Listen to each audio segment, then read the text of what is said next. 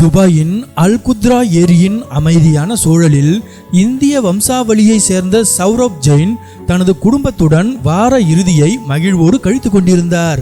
அப்போது எதிர்பாராத ஒரு அதிசயம் நிகழ்ந்தது.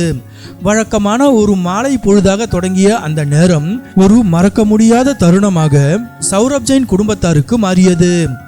ஏரியின் அழகை ரசித்துக் கொண்டிருந்த போது சௌரபின் மனைவி தற்செயலாக ஒரு காரை பார்க்கிறார். அந்த காரின் முகப்பில் மின்னிய துபாய் 1 என்ற நம்பர் பிளேட் அது துபாய் ஆட்சியாளர் ஷேக் முகமது பின் ரஷீத் அல் மக்தும் அவர்களின் கார் என்பதை அவருக்கு உணர்த்தியது. உற்சாகத்தில் அவர் குடும்பத்தினர் அனைவரையும் அழைக்க அவர்கள் அனைவரும் துபாய் ஆட்சியாளரை நோக்கி தங்கள் கைகளை அசைத்தனர். கார் அவர்களை கடந்தபோது உலகமே வியக்கும் அந்த தலைவர் தனது காரின் கண்ணாடியை தாழ்த்தி புன்னகையுடன் பதில் வணக்கம் தெரிவிக்கிறார். சௌரப் தனது குழந்தைகளோடு அவர் ஒரு புகைப்படம் எடுத்துக்கொள்ள அவரிடம் அனுமதி கோருகிறார்.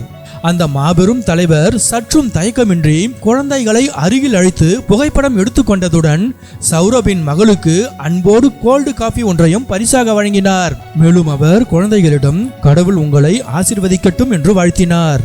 அவர் குழந்தைகளிடம் கடவுள் உங்களை ஆசீர்வதிப்பார் என்று சொன்னபோது எங்களால் நம்பவே முடியவில்லை.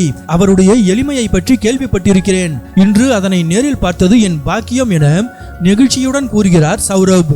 மக்களோடு மக்களாக கலந்து எளியவர்களிடமும் அன்பு காட்டும் துபாய் ஆட்சியாளரின் இந்த குணம் அவர் ஏன் மக்களின் இதயங்களில் வாழ்கிறார் என்பதற்கு சான்றாக அமைந்தது.